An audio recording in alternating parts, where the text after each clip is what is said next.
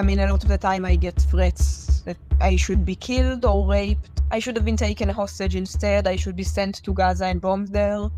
They said, he will start a war. I'm not going to start a war. I'm going to stop wars. I recognize the challenges from Ukraine to Gaza to Sudan and beyond. War, hunger, terrorism. I just find bombs and I find dead people, but it's a really scary thing for me. I'm Venetia Rainey and this is Battle Lines. It's Monday, 2nd of December 2024. Today we'll be focusing on the extraordinary events in Syria, where a surprise offensive by Islamist rebel groups in Aleppo has prompted a furious response from Damascus and Moscow. I'll be speaking to Dr. Hayat Tahrir, a Syrian columnist and consulting fellow at Chatham House, to explore why this has happened now and what it means for the wider Middle East conflict. Plus, an Israeli conscientious objector on why she went to jail for 3 months rather than serve in the military. But let's begin with a quick catch-up of the latest death tolls, both civilian and military, since October 7th, 2023. Gaza's death toll is 44,400 people. The West Bank's death toll is 733 people. Lebanon's is 3,961 people. And just a short note on this, astute listeners will notice that death toll is still going up despite the ceasefire that we reported on last week. That's because Israel is still conducting airstrikes in the country. 2 people were killed over the weekend. Israel says that's in response to Hezbollah operatives being south of the Litani River. Despite these ceasefire violations on both sides, peace is still holding, but we will keep reporting on that. And then Israel's death toll is 1,801 people. I'm going to add one more death toll to that list just for this week, and that's Syria's. According to the UK-based Syrian Observatory for Human Rights, Israel has launched 155 attacks since the beginning of this year, killing 474 people. We can actually break that down to civilians and combatants. So that's 64 civilians and 410 combatants, including members of the Iranian Revolutionary Guard Corps and Hezbollah. Now, why am I including that? Well, that's relevant because Israel's degradation of Iranian forces has partly contributed to what we've seen over the last week in Syria. In a stunning development, Syrian rebels, led by jihadist group Hayat Tahrir al-Sham, launched a lightning offensive to retake the northern city of Aleppo. It's been hugely embarrassing for the ruling Assad regime, and there are fears that it could reignite the Syrian civil war, which, as a reminder to listeners, erupted amid pro-democracy protests back in 2011, but has been largely in a stalemate for the last few years. The fighting has been intense over the last week. At least 372 people have been killed since last Wednesday, according to the Syrian Observatory. Here with me to explain what is going on and why it matters is Dr. Hayat Tahrir, a Syrian columnist and consulting fellow at Chatham House. So, welcome to Battle Lines, Hayat. Thank you for having me. It's been a while since Syria was so prominent in the news. Can you start by giving us a picture of the state of the war this time last week, so before the rebel offensive started, and just outline who the major players in the war are? In general, Syria is divided into 3 main sort of pockets. The biggest one is controlled by the Syrian regime, and then you have 2 other pockets in northern Syria. In the northeast side of the country, you have Kurdish-led forces that control that side of Syria, and then in the northwest, you have different opposition factions. Some of them are affiliated with Turkey, others are sort of semi-independent. Well, at least the biggest of them is Hayat Tahrir, which used to be affiliated with al-Qaeda before, and then they sort of cut their ties with al-Qaeda in 2016. Nonetheless, is still designated as a terrorist group by many governments. Going back to last week, I think for many, they have been, for many in the region or elsewhere, they've been basically looking at the conflict in Syria as a frozen conflict. They also have been sort of leaning towards the assumption that Assad has won the war, and this is why we saw an increase in the number of countries that have basically started normalizing with Assad, including countries in Europe. Now, because of that, sort of either ignoring what's happening in Syria or considering the conflict to be over, people were surprised when they saw current sort of clashes that are taking place there. The last bit I want to sort of highlight here is that despite the fact that the timing and the scale of the operation is indeed quite surprising, but the military campaign or the fighting itself is not totally surprising. Indeed, it's predicted sort of outcome for the failure to address the conflict in Syria for over 13 years. Okay, I'd love to hear more about that. So you weren't completely surprised by this? Why I was not surprising, because as I said, many consider the situation in Syria to be sort of over frozen. But if you look at the situation of the people who live in northwestern Syria, the region where the basically fighting started from, you would see that for them, the clashes and violations and attacks by regime forces have not stopped despite seeing the conflict as a frozen conflict. That's one. Two, the political process in Syria has been clinically dead for years. And that means for them that it's not only that they are being attacked, but also people have ignored their political demands and they're only addressing the humanitarian aspect of the conflict, although it's not a humanitarian conflict in nature. So for them, there is no political prospects. They're being under attack. And that's why for them, using violence and fighting is the only way to achieve what the political process has not been able to deliver.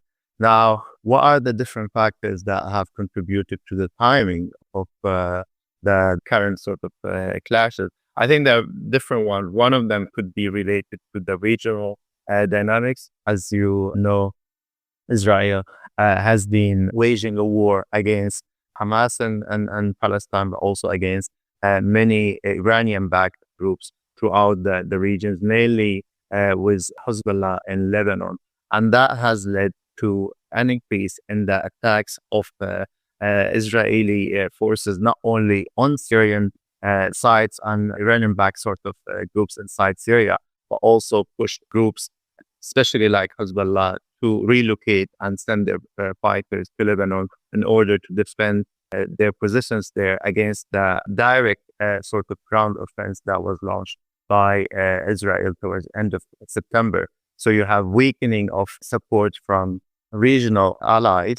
And then you have, in addition to that, Russia has been busy with its own war in Ukraine for over 2 years now. So that also decreased their support that provided to Assad. Assad also has been weakened financially as well as militarily. And all of those factors contributed to the assessment of opposition forces that this is the right moment to start. So really a perfect storm where everyone's kind of been looking in other directions. What do we know about Hayat Tahrir al-Sham, the group that led this rebel offensive, and also its leader, Abu Muhammad al-Jalwani? Well, the group established itself in 2012 in Syria, or at least officially announced its presence in Syria in 2012. But there are reports that the group started operating there in 2011. And it seems from, again, interviews, primary sources as well as secondary sources, that the group initially went to Muhammad al-Jalwani, the leader of the group of Jabhat al-Nusra at the time, with the support of ISIS, which used to be called the Islamic State in Iraq. And they were provided with support in order to go and establish a branch of that organization in Syria. Then in 2013, when ISIS announced its expansion to Syria, that created tension between Abu Muhammad al-Jalwani and Abu Bakr al-Baghdadi, so the leader of ISIS and then the leader of Jabhat al-Nusra. Then al-Nusra pledged allegiance to al-Qaeda and distanced itself from ISIS. Few years later, the group felt that they cannot basically cooperate with other rebel groups, as in they cannot merge with them because everyone's scared of the designation that the group has. No one internationally wants to work with the group. So because of that, then the group, again, cut ties with al-Qaeda and then rebranded itself. And then now it says that it wants to be just limited to the boundaries of Syria and just focusing on Syrian issues and Syrian demands, which in a sense is basically they are planning to become the Hezbollah of the Sunnis in northwestern Syria, as an Islamist group that wants to become a political actor in charge of at least either becoming part of the political sort of settlement at the national level, or in absence of that, be the main actor responsible for controlling northwestern Syria for now. Okay, so we should expect to hear lots more about Hayat Tahrir al-Sham. Should we believe them when they say that they are more moderate now, that they're not linked to al-Qaeda and ISIS? I know there's been a neutralization of their language and they're trying to present themselves as a bit more mainstream. Should we believe them? It's difficult to answer that question, but what's missing so far is that no one has genuinely sort of engaged with them in order to determine if they have changed their position or not, and B, see if they could be engaged with in order to sort of improve the situation of those who are living under their control. Okay, so that's the background. Now, walk us through, if you can, what's happened since last Wednesday. So on Wednesday, what happened is that in the early morning, opposition groups started attacking regime forces from different sort of locations. Regime forces did not put up much resistance, and that led to the collapse of first line of defense. And then what happened later is that opposition groups were able to capture massive areas from regime forces throughout not only rural Aleppo, but also in other areas like Idlib, as well as in the city of Aleppo. Now, almost 4 days later, they have been able to impose full control over the governor of Idlib. They captured almost now, they're saying fully the city of Aleppo and most of the countryside of Aleppo. And they also have been able to recently advance in the governorate of Hama.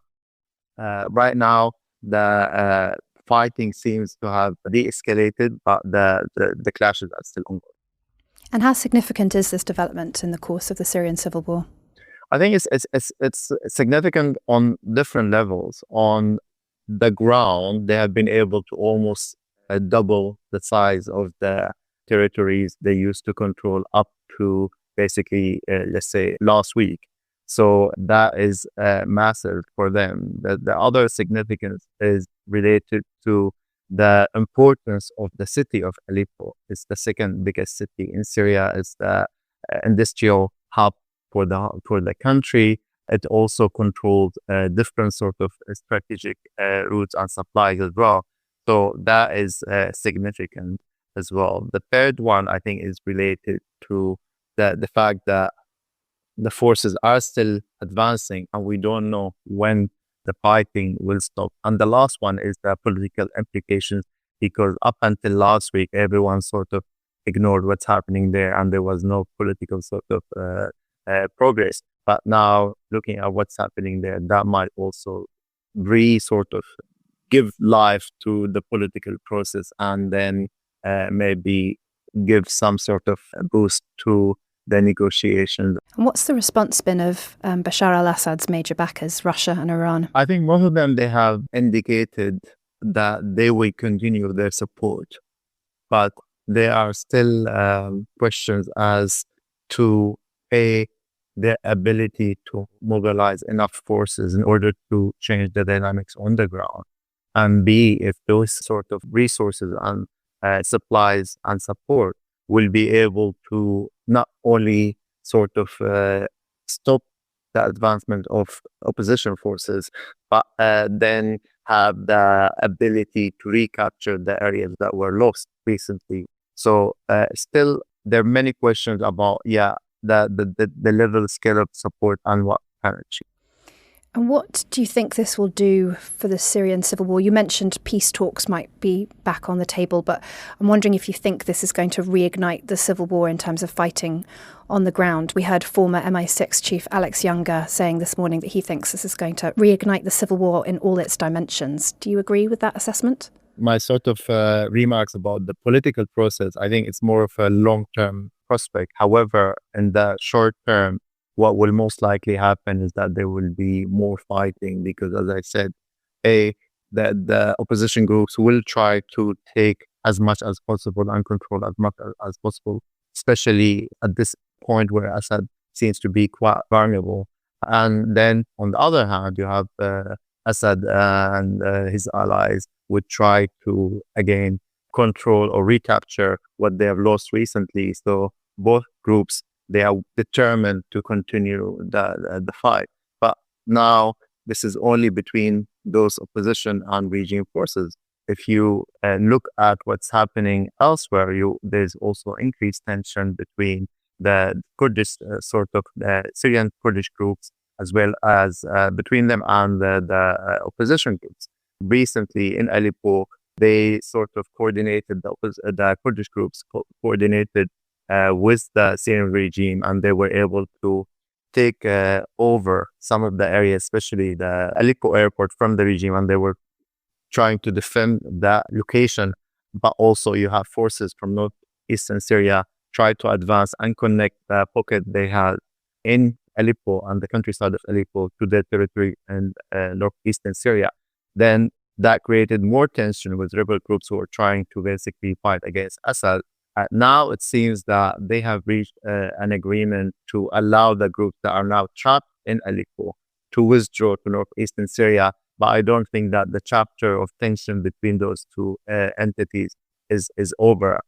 More tension will most likely be seen in the near future, and then more clashes could be seen in northeastern Syria between opposition groups and the Syrian Democratic Forces, the Kurdish, let's say, Democratic Forces that are in charge of the northeastern Syria. And then there are also maybe either concerns or predictions or speculations that fighting might also take place in other areas in Syria, specifically in the areas that were recaptured by the regime in the countryside of Damascus, Homs, as well as in southern Syria and Daraa throughout basically 2016 to 2018. So if that actually happens, that means that the fighting will not be contained to northwestern Syria or now to central Syria, but might be spread it to southern Syria as well.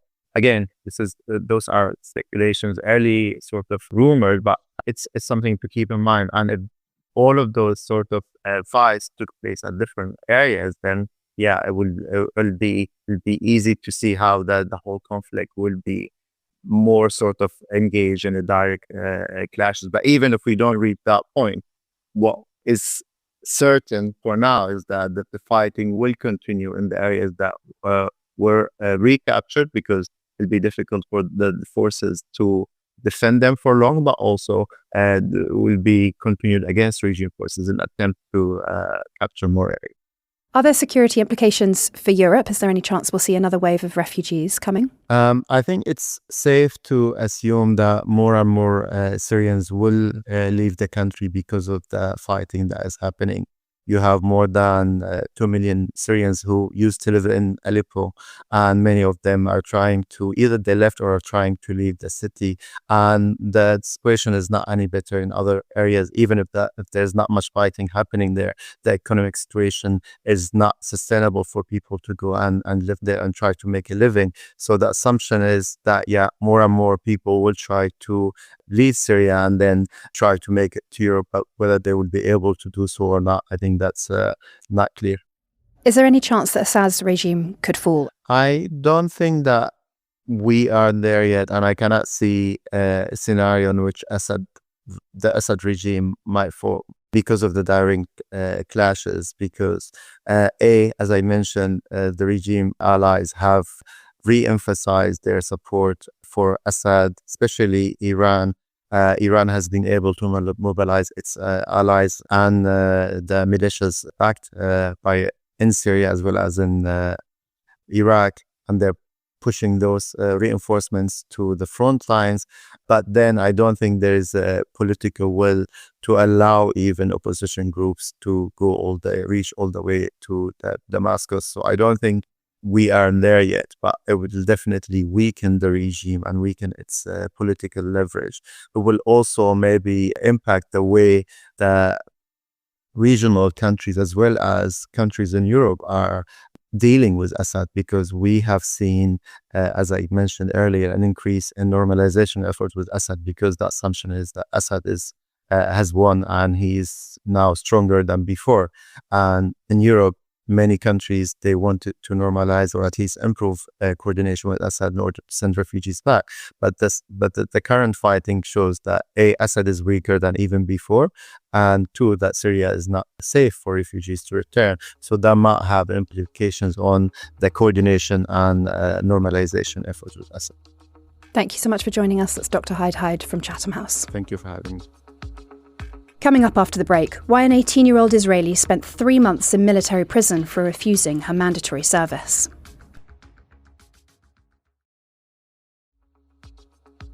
Welcome back. Now, for a very different, rarely heard perspective on the war in Israel.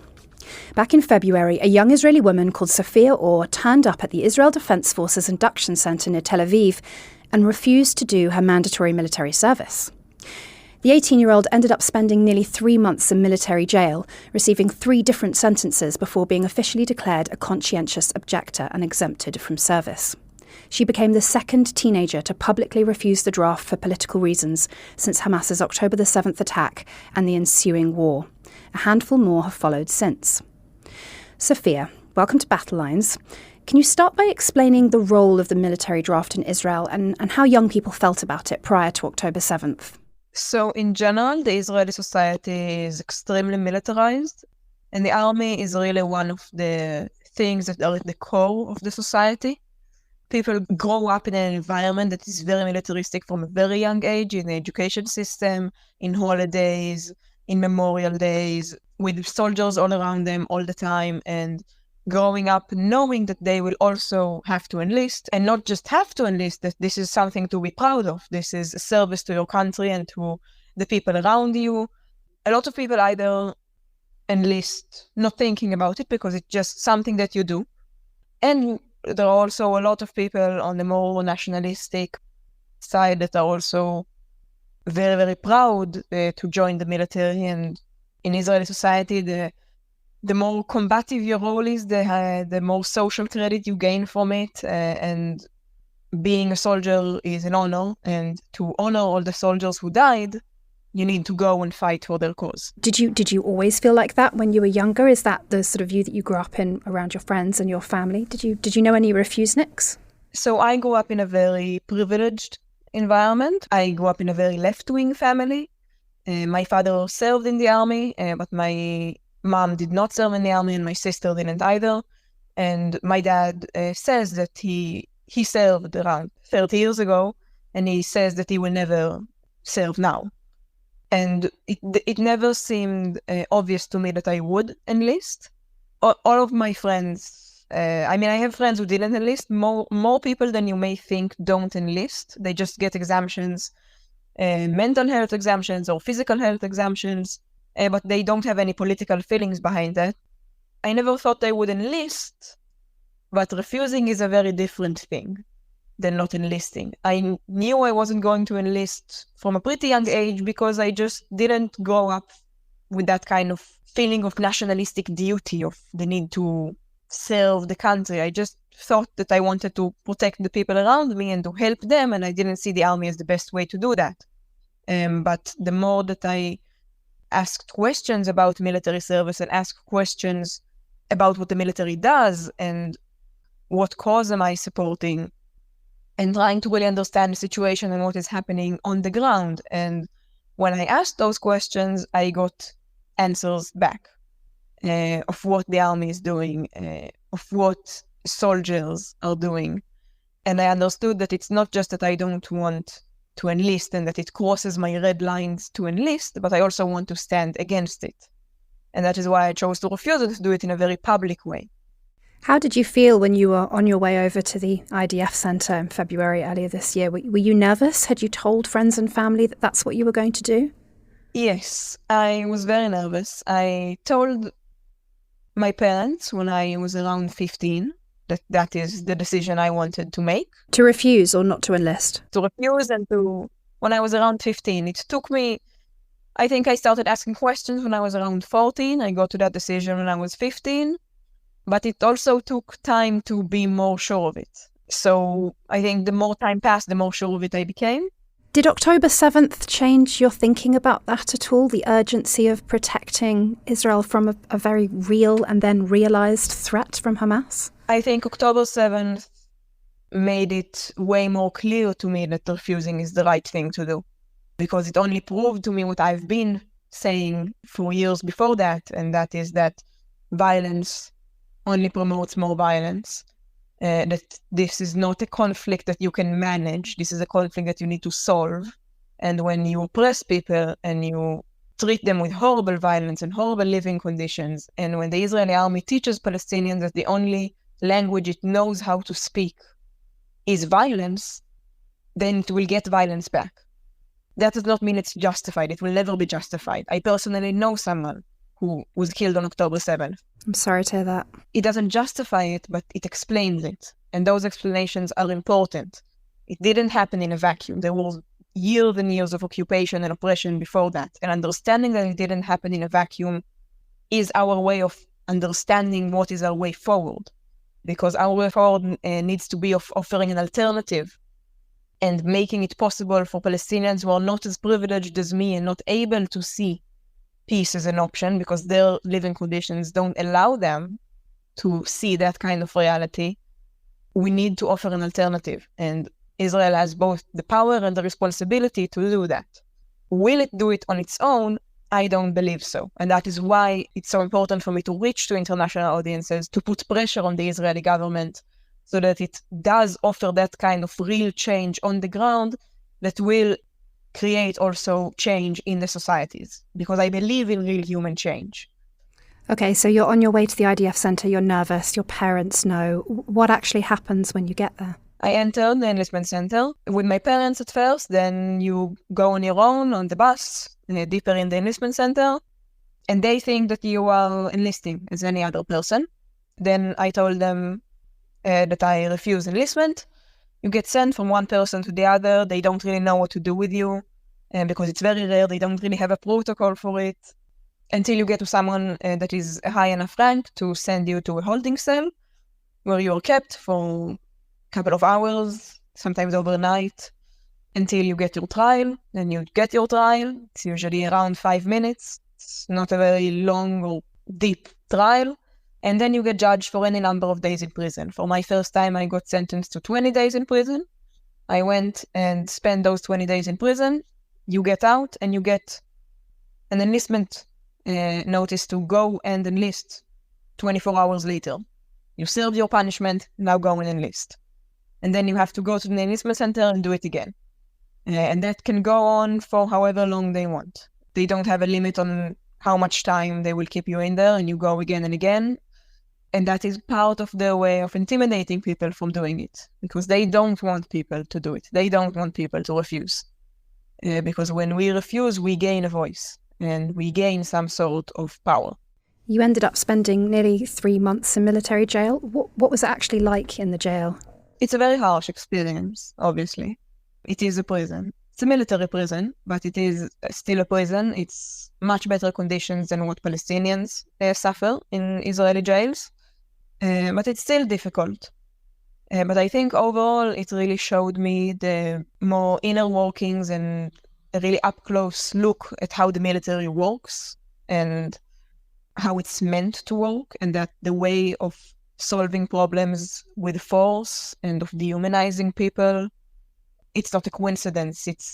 The system is meant to work that way. The system is meant to work that way to maintain the occupation. And the way that it is now doing it to Palestinians, it's also seeping into the way that it's treating its own soldiers. The vast majority of the prisoners that I sat in prison are either draft dodgers or deserters. They ran away from the army, usually because either they came from a very low socioeconomic background that they needed to provide for their families or for themselves, and the army doesn't give you enough money for that, but also doesn't give you any time to actually go and do that outside of it. And girls who were sexually harassed at their base, and the army never did anything about it, and they complained until they ran away. Or people with mental health or physical health for them or their family that the army didn't take seriously. And I know girls who spent half a year in prison for that. And that is the kind of dehumanization and system that is treating some of the people it comes in contact with, the Palestinians, the way that it's meant to work on them, it will eventually dehumanize everyone that it comes in contact with. What was it like when you got out? Were you a pariah? I mean, how did your friends and family, your wider circle, react? I definitely don't think of myself as a pariah or hero or anything like that. Almost all of my friends, I think, knew that I was going to do it. I was very vocal about it beforehand, and I was very vocal about it inside, and now that I'm out also, I think that talking to people about it is part of refusing for me, because it is raising my voice inside a society that I live in. I think my close circle is very supportive, and I'm very privileged for that, because not everyone has that. But when you go to a more wider circle, then of course a lot of the people in the Israeli society in general, especially when we post things online, a lot of the time I get threats that I should be killed or raped, or I should have been taken hostage instead, I should be sent to Gaza and bombed there, that I'm an anti-Semite, that I'm a traitor, a self-hating Jew. But in my more closer circle, I think that the most negative reactions were either that I'm naive, that I think that we can ever make peace with Palestinians, that we can never talk with what they call the enemy, that this can never be a realistic solution. I think that everyone that says this is naive, because if they believe that we can solve this with force after we've been trying for the past 70 years, 80 years to solve this with force and using more and more violence, and things have just been getting worse, then I think that it's naive to think that there is any military solution to a political problem, to a humanitarian problem. There will never be. And people tell me that I am ungrateful, that all of my friends are going and enlisting and protecting me and protecting my country, and that they are sacrificing themselves for me. And how would I feel if one of them died protecting me? I got asked that question at an Israeli interview.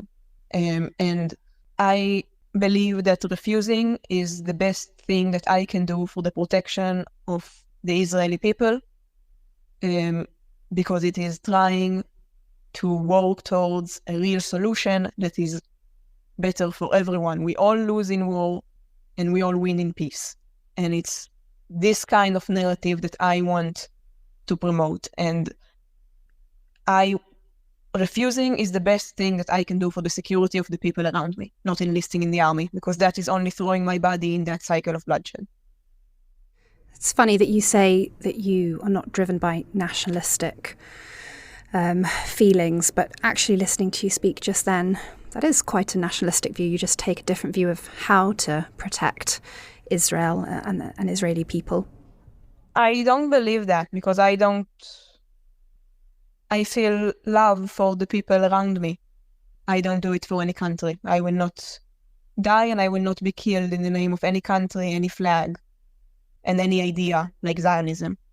But I will try and create a reality that is good for everyone living from the river to the sea, because I believe that every human being is born equal and deserves equal rights and dignity and liberty, and that Palestinian people deserve equal rights the same as everyone else. And that is the kind of voice that I'm trying to promote, to protect Israeli people that I love, that are around me, not in the name of any country. What kind of help did you receive from Mesavot, the Israeli organisation that supports conscientious objectors? So Mesavot is providing both a social backbone, a legal backbone, and the media backbone, most of all. I think that we receive, obviously, it's a community where people that don't have the kind of support that maybe I had from my home can receive a backbone to feel that they are supported in doing that decision. We are always trying to improve on that. And there is a lawyer, multiple lawyers that are very, very helpful in supporting you, helping you get your exemption, helping you be safe, protecting when you're inside prison, and media work, getting interviews, posting things online, making our voices heard and going to protest with us. And it's very important that we are supportive and lifting each other up, because we are not that many. And then just finally, what's life like for you now? Are there any long-term implications from your refusal to serve? Does it impact your ability to get jobs or anything like that? The biggest impact is a social impact. For example, I just started university and I've not told anyone that I went to prison. Only one person even knows what are my political beliefs, and that was also scary. So there is a social cost of, I don't want people to find out. There is no direct way of, if your boss wants to fire you over hearing your opinions, most of the time no one is going to stop them. And it's not written in the law yet. And most of the silencing and the oppression is happening to Palestinians with Israeli citizenship. But we are going further and further into fascism, and that can change. At the moment, I think that the biggest cost is social, but you never know. Thanks so much for speaking to us, Sophia. Thank you so much. That was Sophia Orr speaking to me from Israel. That's all for this Monday's episode of Battle Lines. We'll be back again on Friday. Until then, goodbye. Battle Lines is an original podcast from The Telegraph, created by David Knowles. The producer is Yolaine Goffin. To stay on top of all of our news, analysis and dispatches from the ground in Israel and Gaza, subscribe to The Telegraph or sign up to Dispatches, which brings stories from our award-winning foreign correspondents straight to your inbox. We also have a live blog on our website where you can follow updates as they come in throughout the day, including insights from contributors to this podcast. If you appreciated the show, please consider following Battle Lines on your preferred podcast app. And if you have a moment, leave a review, as it helps others find the show. As disinformation is a particular problem during conflict, we are relying on your support more than ever. Battle Lines is part of wider Telegraph foreign coverage in our podcasts. If you're interested in finding out more about the war in Ukraine, you can listen to our sister podcast, Ukraine the Latest.